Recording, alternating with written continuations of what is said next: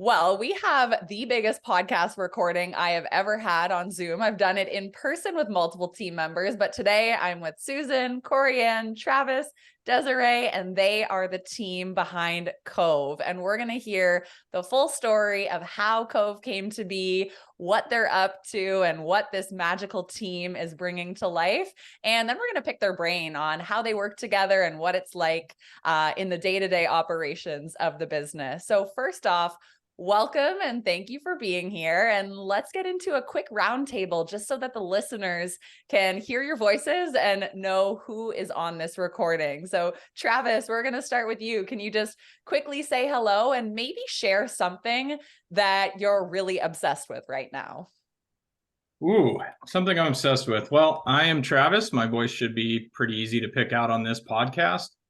I've been currently obsessed with, actually just started taking boxing classes. So, never done that before, never partook. And it's a really good way to wind down after staring at spreadsheets and emails all day. So, go put in an hour, hit something, it feels good. So that's what I've been getting up to recently. That gets me so excited too, because you're right. Like anytime you just have, it's not necessarily pent up energy, but like if you're just having a work day or just need to let loose, boxing is so therapeutic. I feel like every entrepreneur needs to learn how to box and adopt that. I agree. I think I'm going to start a new trend here. Amazing. Susan, let's go over to you. Do you want to introduce yourself and just share something that you're loving or something you're obsessed with right now? Well, I'm Susan. Nice to meet everyone that's listening. Something that I'm obsessed with right now. I think I'm obsessed with taking my supplements lately. I think is something that I've really tried to hone in on and just make sure that, everything's that I need, I'm taking, and, the mental wellness is in check. So. That's a really good one to adopt. And I love that you're obsessed with it. I'm curious, do you have any habits or rituals that encourage you to take your supplements? Because I always forget, and I know our listeners, it's not a habit that's easy to adopt. Yeah, well, I don't really have any tricks. It's just something that I prioritize first thing in the morning just to make sure that you're drinking your water and having a little bit of breakfast and then just taking everything kind of at the first thing in the morning. So you don't have to worry about it for the rest of the day. So then, you've kind of checked that box. Yep. Do the hard thing first thing. First, so, exactly. Great tip. Koreann, let's go over to you. Do you want to introduce yourself and let us know, what are you loving? What are you obsessed with these days? Yeah. Hey, everyone. I'm Koreann. And as per usual, my current obsession is completely aligned with Susan's because that's just how it goes for us. But not necessarily supplements, but at this moment, I'm like 100% crashing into a cold or a flu of some sort. So I'm obsessed with specifically zinc and then my dragon fruit antioxidant rich smoothie. Ooh. I have the prop right there. That's yeah. For those of you dumping capsules of vitamin C into it and everything. So that's what I'm currently obsessed with today. I feel like we need like a recipe for what this dragon fruit elixir is. It sounds so cool. Amazing. Thank you for that intro. And Desiree, over to you. Could you introduce yourself, something you're currently loving? Yeah. Hi, everyone. I'm Desiree. I am the original founder of Kove, and right now, I'm obsessed with cold exposure. So I have to do my cold shower every morning, and recently got to go to Squamish and do cold exposure in the glacier-fed lake river, which was awesome. And yeah, I feel like it really, gets you the ability to withstand hard things.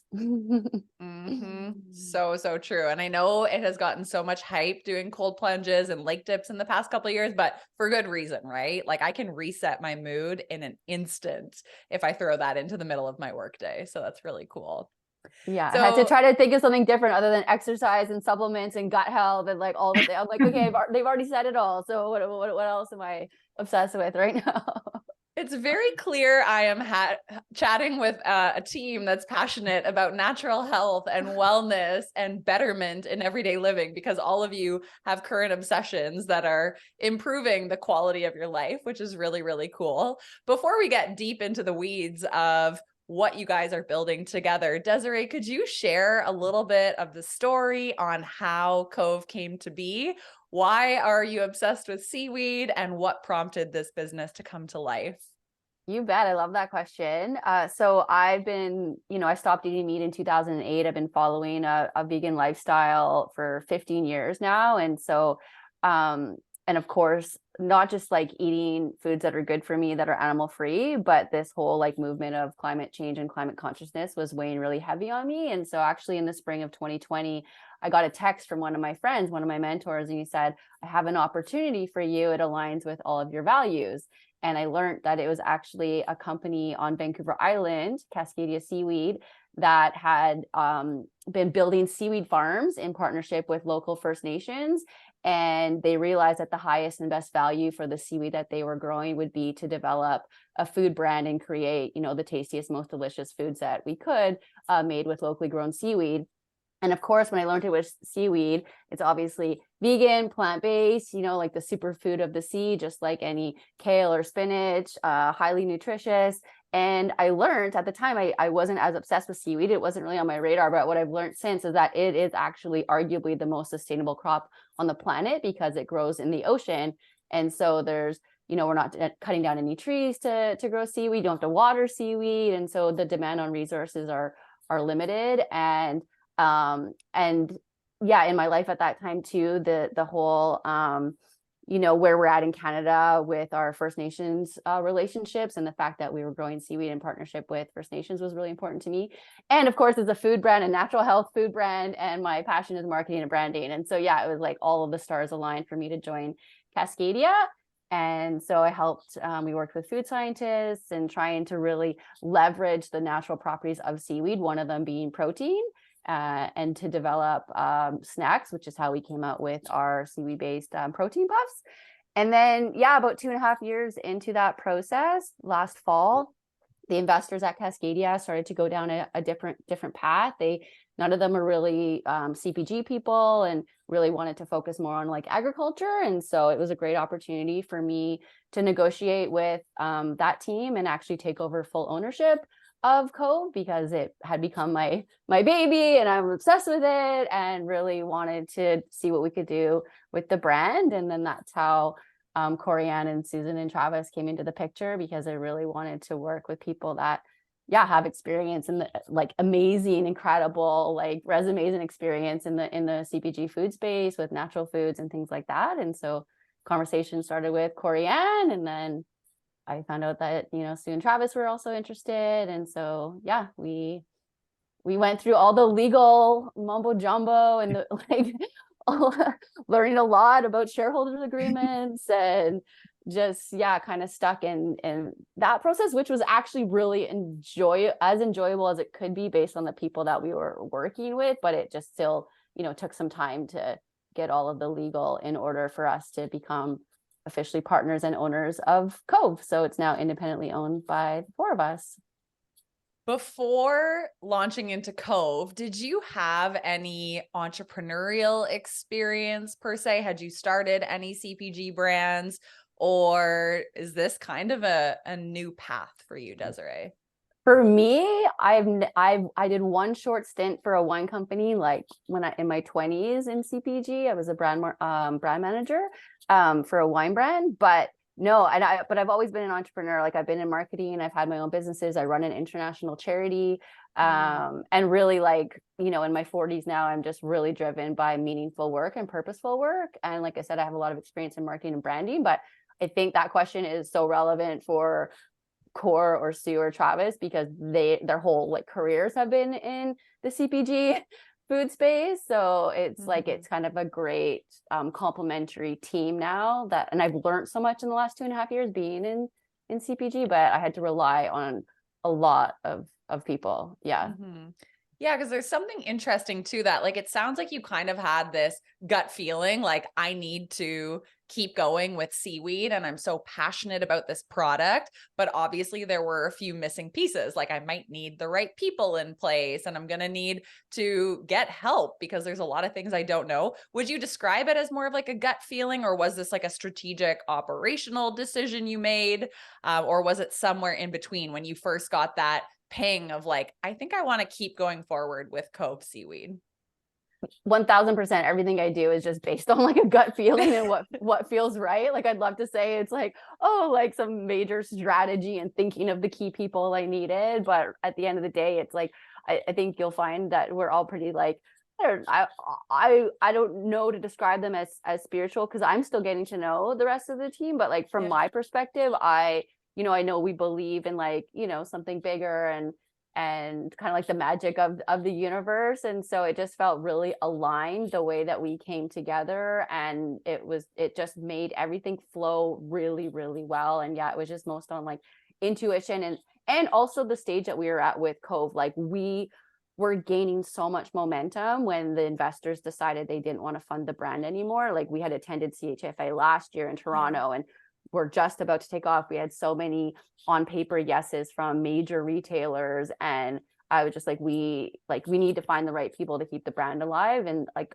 there wasn't like 100 different conversations with a whole bunch of different people. It was like Koreann, and then it was Susan and Travis, and then it was just like, we want to do this together. So it happened really fast, and it was really like this, like I don't want to sound woo-woo, but it was like really like the stars aligning to bring us together and to make this happen, to take we call it Kove 2.0. So to bring Kove 2.0 together. Yeah. And I think this is an important conversation to have, because sometimes from the outside looking in, people think that entrepreneurs, it's like, we just like go in a dark cave and we write out every specific of the business plan for the next 20 years. And we're super, super calculated. But sometimes like you just have to move about life, and you get an idea and you meet the right person and you're open and receptive to opportunities. And that's when the business starts to flow and grow and flourish. It's not always like this mega calculated decision that you've been thinking about for the last 30 years of your life. So I love that you share that. And it's totally not woo-woo at all. I love having these conversations. And I know our listeners appreciate that. Like, you don't have to be the most like data analytical thinker. Like sometimes things feel right, and you move forward and you take that next step. So that's really neat. Yeah. I'll just add to that too, because this is a very unique situation. Like I only just met Susan and Travis in person a few weeks ago, and we are officially business partners and have been for quite some time. And this just speaks to like the era that we're in, like huge leap of faith, huge trust in people, and even in just myself and my own intuition and gut feeling.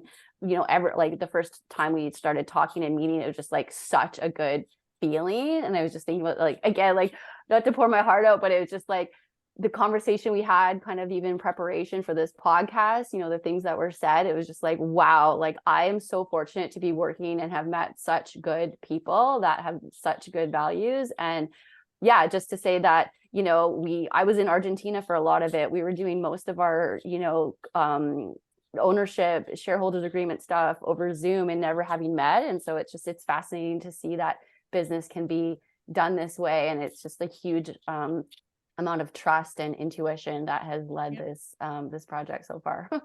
Absolutely. So Koreann, it sounds like you were kind of that first conversation or first person pulled in. What were your thoughts and feelings?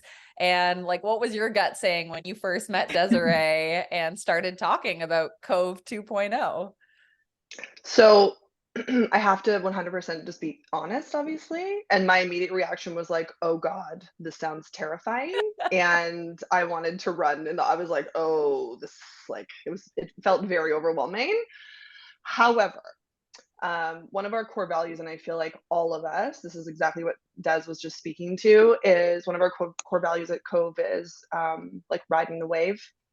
And we really, I think all of us in some way got into this space. Certainly, I know Susan, Travis, and I really fell into this career at all, and specifically food and natural health.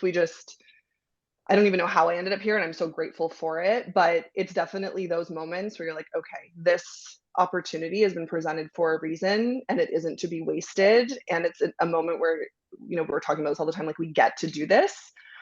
And then specifically, it's been something that Susan, Travis, and I have been talking about, getting the band back together again, because we have this really special, unique relationship where we're really ultimately family now. like the friendships that go so deep where we are family, but we met through work. And that to me is like very special kind of relationship and friendship, because work is just such a big part of what we do. And like I personally have so much attachment to my career, and I'm really, proud of the people that I've got to work with and the things that I've been able to be a part of. And so when things like that, this roll across your plate, you definitely don't just go, oh no, I'm not doing that. So it was a lot of fear, and then a lot of this is an opportunity that needs to be seized, for sure. So cool. And you talk about the three of you having met at a previous career. And you've known each other for more than a decade now, perhaps? Sue and I are going on 15 years, maybe 16 at this point, which for me is like wild. a good run. Yeah. That is a good run. Yeah. It's a long friendship. Yes. For sure. Yeah. Yeah. And Trav, how long is it now? I mean, At least 9, I think 10. 9 or 10 years. Yeah. Yeah. So I'm the newcomer to the group. So Travis, did you have any hesitation going into a business partnership with two of your really good friends? Was there any feeling of like, what if this doesn't work out? Limiting beliefs around where this would take your relationship? What was your sentiment going into Kove 2.0, as we'll call it? Yeah, of course there's always apprehension. There's always, second thoughts, but ultimately Koreann, Susan and I, we've been talking about starting a business for a while. We've been ideating, trying to think of kind of what it would be, how it would look and things like that. And kind of like Koreann said, this opportunity kind of just fell into our lap, and we'd be silly not to give it a go. We've all been in the natural product industries our whole career. We live it, we breathe it, we use the products, and something great came along with a great mission and something that we could get behind. And it just felt like we had to, there wasn't all the feelings, of course, but you just got to give it a go. So that's kind of the short of it. And also because I don't think I'll ever forget this, but I had reached out. I think I texted both of you and I was like, hey guys, this is the opportunity. Do you want to talk tomorrow about it? And Travis said, I can talk in 30. Let's talk tonight. If we can all hop on a call, let's talk about it immediately. So yeah, fear, I'm sure, but Travis is definitely the one that he is the reason why we were charging ahead most of the time, for sure. He's like, yesterday we needed to have this conversation. Yeah. Let's go. Yeah. And that's where the whole magic, that Desiree talks about that came into play, is that we've been behind the scenes wanting to do something, but not knowing what. We want to work together. We know we work well together. So that isn't an issue. We already know how we are in a business sense together and in relationship to each other as well. So we knew we wanted to do something. And then here comes this product that, like Travis said, not only it just aligned with what we were looking for. Seaweed, the ocean. Travis surfs, all the time. And it was the right product. It wasn't necessarily that we would have signed up for anything, but this product in particular, Seaweed, the sustainability aspect of it, just sort of checked all the boxes for us of what we knew being a part of the CPG space that we would get behind, in our career. I would work for this company, so why not, do it and be owners of it. So it really was kind of this magical way that it all came together. And when you are already envisioning yourself of where you want to be and what you want to do, it just seems like those moments are really attracted to you when you start putting it out there. So, it's not like we said we wanted to have a seaweed brand and, it came to be, but, you're open to the opportunities. So it just seemed like something we had no choice. Like, we have to do this. Here it is. It's fallen into our laps. Mm-hmm. And I know Kove stands for, there's an acronym that Kove stands for, and there's core values that are very rooted in the brand. Does one of you want to describe, like, what is the overall mission and vision, and what are some of those core values that you stand for at Kove and what you're bringing to life? I can speak to it. Koreann speaks to it really well as well. So I can mention a few things.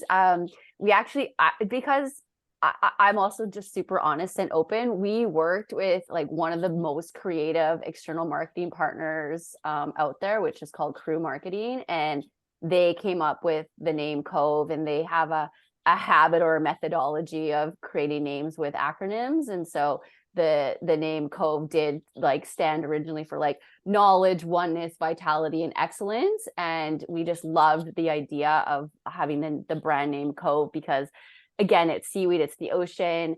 The coming in, we could welcome people into the Cove because it is like a newer revolution in North America. And the vision is to be, one of the biggest seaweed brands creating tasty food products in multiple different categories, potentially globally, worldwide. Like, obviously we would love to dominate, North America.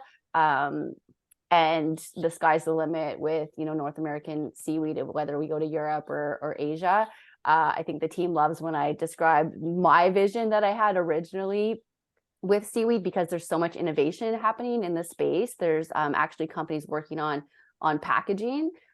So obviously there's a huge plastic-free movement happening right now, and we would love to have, really regenerative, sustainable packaging. And so ultimately, like, the vision would be, families enjoying their seaweed snacks, from the parents to the children, the kids especially. They eat their seaweed snacks and they can throw their packaging back into the ocean because it's made of seaweed and it disintegrates and gives back to ocean life. And so, yeah, we would love, potentially like the Dea of seaweed, just have different seaweed products in different categories and be a leader in the space while creating harmony and sustainability for ourselves. So it's like, how do we scale and be big, but not burn ourselves out, and create harmony for ourselves, our relationships, our work-life balance, and all of that. So it's this fine-tuned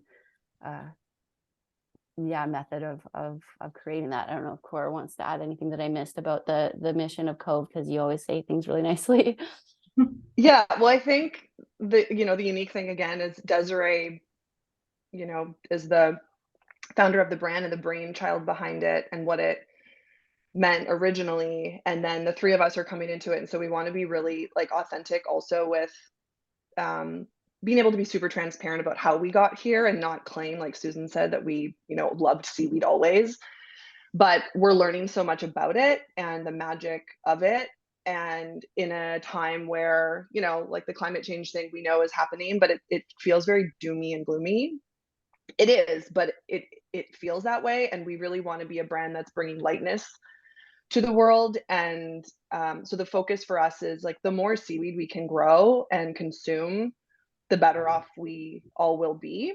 And so we want to be the brand that's providing like really accessible seaweed snacks for people. And by that, I mean, in so many ways, we mean different forms of it, but really the taste factor too. Like, we've had some really great feedback on it, that it's sort of that middle ground where it can be, an entry level seaweed product for people. The traditional ways people eat seaweed is quite obvious, obviously, with sushi and like those, roasted seaweed snacks. And I'm a huge fan of all of those things, but being able to kind of inject it or infuse it into other snacks for kids and moms and people on the go, we would love to just, be able to use as much of it as possible, which takes place of other ingredients that are, taking resources unnecessarily.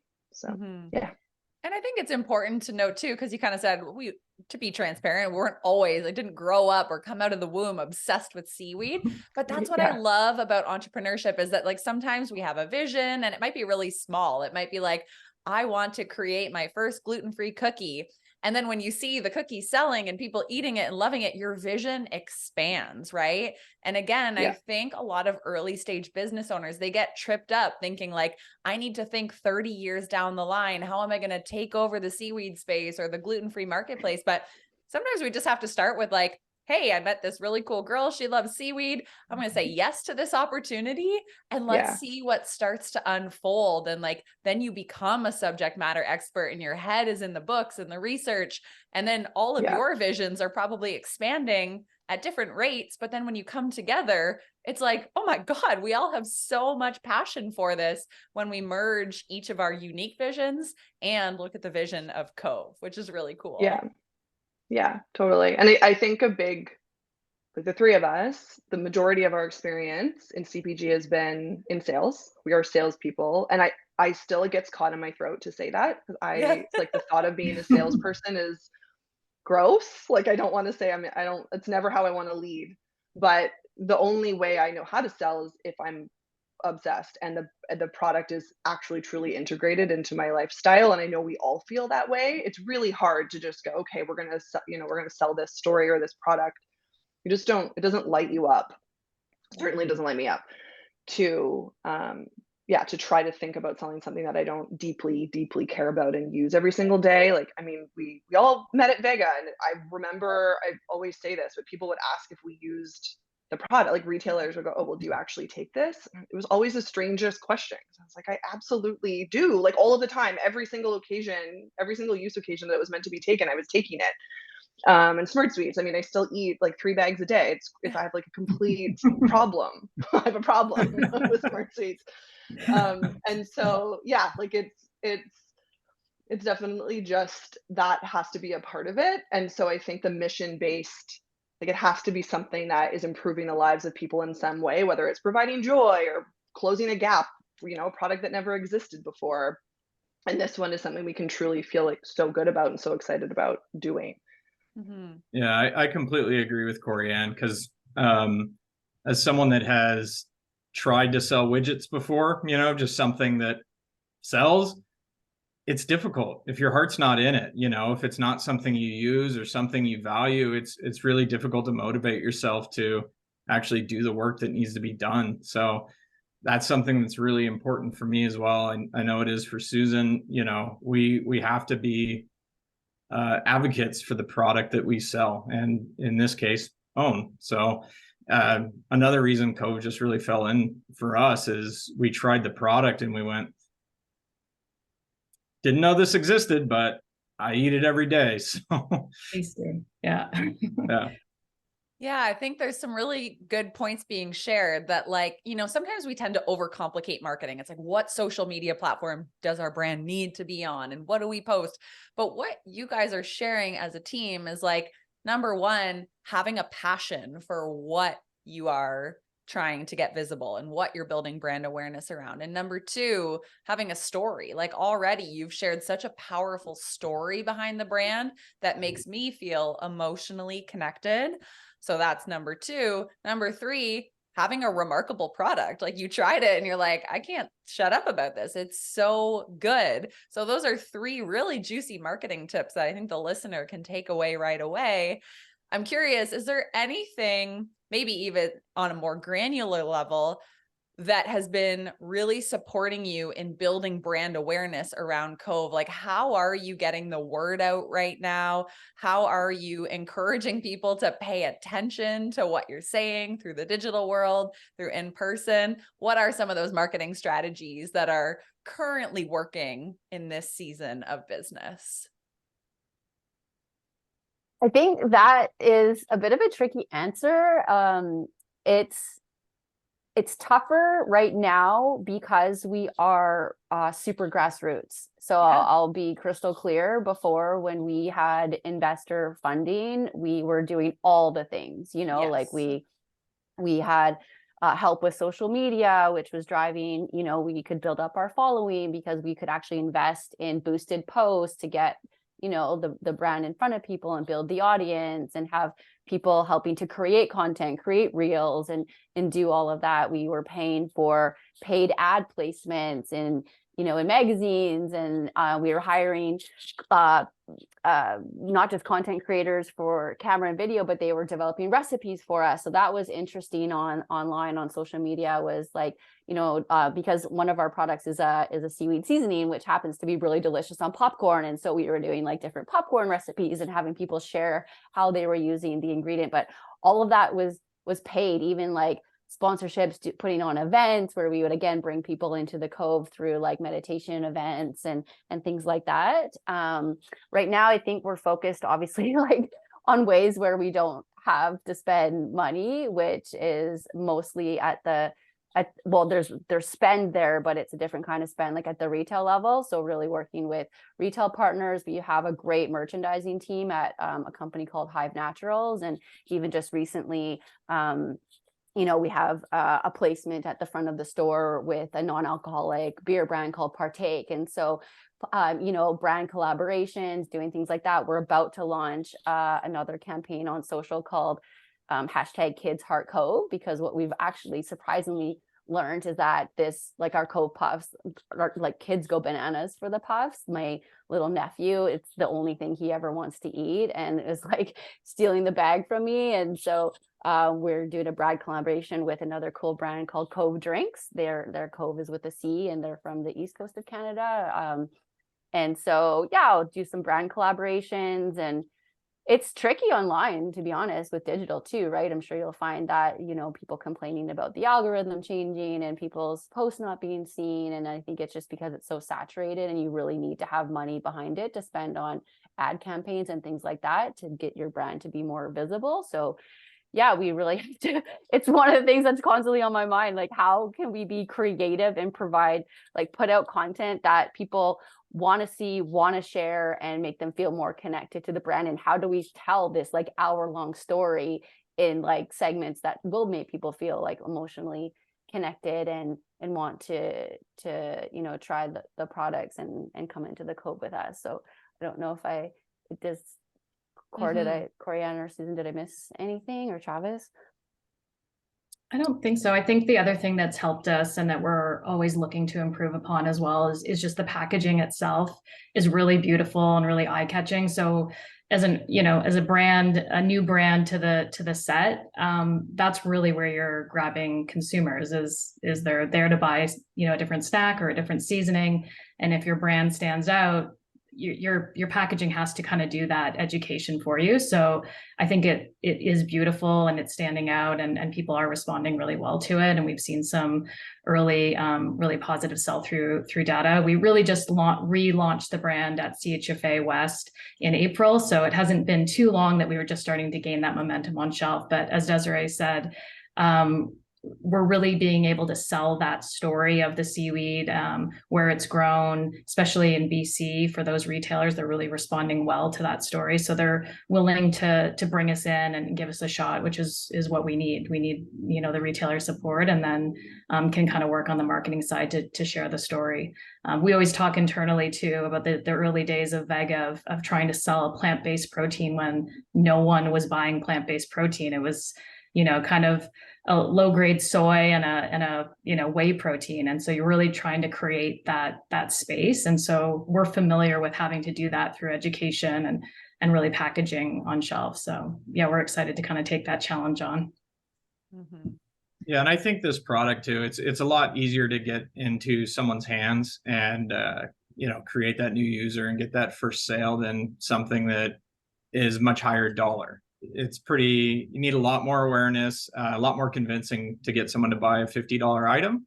But if it's $6.99 on shelf, it's a lot easier for someone to give that a go. So we're going old school with some demos and making sure we have good placement. Koreann's even been out there hitting the bricks like the old days, and with the cart in hand and selling bags like crazy. So I love that. It's like, sometimes we overcomplicate marketing. Like, yes, there's a place for all the ads and the influencers and the millions of dollars, but oftentimes going to those low cost, low risk, grassroots, like, can you just get a bag of puffs in somebody's hand, get them to try it and love it, and then they'll go tell 20 of their friends, right? Yeah, like, I know it's the funny things, it's the classic things that are at shelf where you catch them when they're walking the aisle, and it's like, we need shelf danglers. That's what's going to change the game. Mm-hmm. But demos, I mean, it does demo really well, so that's been really fun, and I think it's so important to get out in front of the customers and actually see what people are saying about it. On some days we're like, this is the most amazing product, and then other days you're like, is it? Like, do people like it? So it's good to get out there and just constantly be getting feedback. Mm-hmm. I'm curious, Yeah. what is something that you guys are currently trying to problem solve for? Obviously, with the state of the world, people Oh. are talking about the economy and, maybe reduction in spend on groceries or luxury items, people maybe not even shopping at store anymore. Is there anything that comes to mind that you're currently working through that is a challenge you'd be open to sharing, just to know that, anyone listening, you're not alone if you're experiencing the dips and constantly having to problem solve for the crazy things that just pop up and that are unpredictable. Yeah. Shipping I mean, is the immediate expensive. answer I had was everything. Sorry, Trav, Everything. go ahead. But it was like everything. You were Yeah, problem you're like, solving where do I everything, start? but Trav, take it away. Yeah, I was just saying, shipping is expensive, Yeah. and Yeah. trying to optimize your logistics in getting product to our 3PLs as efficiently as possible. Really ensuring that we have quick sell through, because warehousing is very expensive as well. So yeah, I mean, inflation hit those industries pretty hard as well. Fuel surcharges are higher than they've ever been, and same thing with warehousing fees. I think we saw an increase from anyone that handles or holds our products. So that's not unique to Kove, but that is certainly a challenge that we encounter on a frequent basis. And Travis, what kind of mindset do you need in order to keep pushing through? Like, I'm sure there are times that you're like, this is effed, like, it's not Every day. worth it. How do you stay in that mindset of like, we can figure this out, keep looking for the solution, get 1% better every day? What do you have to think about in order to stay clear on the vision and where you're going? We actually have a bit of a company theme around that. It's called finding the blueberries, or hunting for the blueberries. So we keep each other pumped up with a blueberry here and there. And a blueberry is just a nugget. It's a small little win. It's like, hey, one store decided to pick up our product. All right, great blueberry, and we share those as much as we possibly can, because this game is difficult. Anyone that says entrepreneurship is easy, I would have a lot of questions for. So we lean on each other to kind of keep us pumped up and try to share just the little wins, because every day you run into a new problem that you have to solve for. So I think it's really important that we celebrate our wins, even though no matter how small, and it just kind of helps bring light to the days and keep you trudging along. And I like this adage, or I forget where I heard it, but showing up is like 90% of the battle. So if you just actually show up and start doing it, then you're almost there. So the blueberries help us show up. I love that ritual. Is there anything else you guys do as a team? I know this is a newer team and it's not like you get to see each other every day, but is there any other ritual or team strategy or connection method that you guys utilize in your everyday to stay connected, to keep things light, to build culture? I mean, we've been talking through it so much, like, because it's every day. Like, when you're to answer your question, personally, like, I don't stay in the mindset all the time. Yeah. I'm constantly in and out of like, what are we actually doing here? And then I think a couple things for me, like Susan said yesterday, we know each other so well, and it's really hard to hide. It's very different than working with, a bunch of coworkers. And of course you get to know over time, as we did, but these guys, I can't hide. Like, the looks on my face, they know every single one of them. I know exactly what's happening. We know, like, there's words don't even have to be said most of the time. So I think it's a safety net, but it's also something I'm completely afraid of, because I don't want to take advantage of that.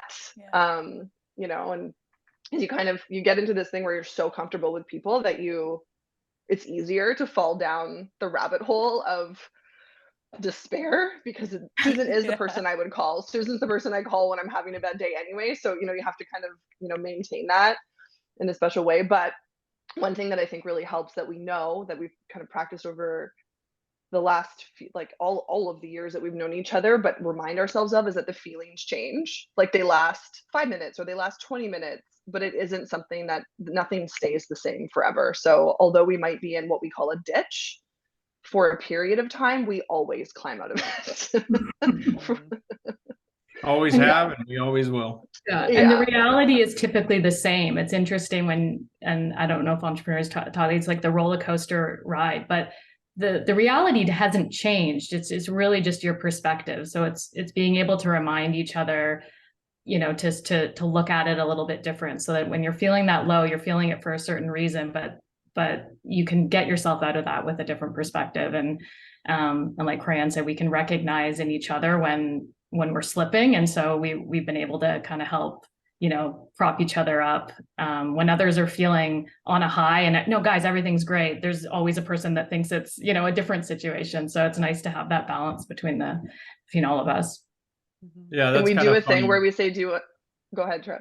I was just going to say, because you're saying this is your biggest podcast with the most people, but that's kind of how we operate. If one of us is struggling a bit, there's at least another one of us that is doing just fine. So you kind of put it on their shoulders. They'll lift the rest of you out of there, and very rarely are all of us in the same place. So someone's here, we're up here, we can pull each other out, support each other, and get back to where we should be.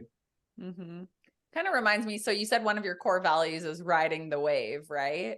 And then I think of the wave and I'm like, wave, a rising tide lifts all boats. And it's just like, you guys are all rising together. If one's down, you're all, going to lift each other back up, dig the boat out. So I think that's really special about the team that you have and the dynamics. And it's really interesting to actually record a podcast with multiple of the founders and co-owners of a company, because you get different perspectives. And it also facilitates this environment where, nothing's a secret, everything's on the table. Like, let's share the realness behind what it is to build a business, not just like the glamorous part of like, here's how we're winning and here's all the successes we've had. So I really appreciate the honest conversation of like, we're still in a building phase, and some days Travis is down or Susan's down or Koreann's, and we figure it out, right? It's like, what can we do to get a little bit better today, to problem solve and to continue trekking forward to this incredible vision that all of you guys hold, which is really, really cool. So what is coming down the pipeline? What are you guys working on? Why should we be paying attention to Kove right now?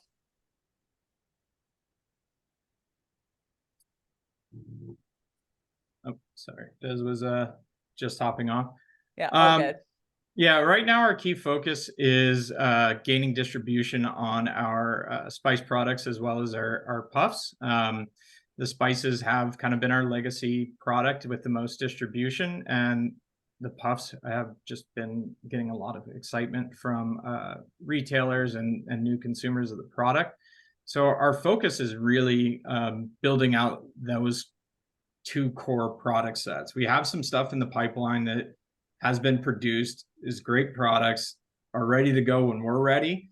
So that's kind of a future, 2024 conversation. But as of right now, our focus is building our core, creating partnerships with strong independent retailers as well as some of the key chains, and that's our focus for the time being. Amazing. So if somebody wants to try the products, purchase them, or just get in touch with the brand and follow along with what you guys are building, where are the best places for them to connect with you and to purchase some puffs or some spices? Koreann, you want to hit with the major partners? Yeah. So on the social media, we are at Kove Ocean. So please follow us there. And then the retailer that we're super excited about is Whole Foods. So the spices should already be there. So we would love pictures. If people want to go to Whole Foods and take a picture for us, send it to our Instagram. And then the puffs should be on shelf beginning of November. So that's super exciting. And then I would say locally, the best thing to do is email hello@koveocean.com, because then I can direct you to the exact store. So we're not in any major national retailers yet. So it's going to be very backyard, independent, small chain we can direct you guys to. Amazing. We will link all of that in the show notes and encourage everyone to go get their hand on some spices and some puffs when they can. And thank you all for sharing the story, for showing up, for being super honest on what this journey's been like so far, and can't wait to connect in a couple of years and see where Kove Ocean is at. So thank you to all of you for being part of the podcast today. Thank you. Thanks so much, Kelsey.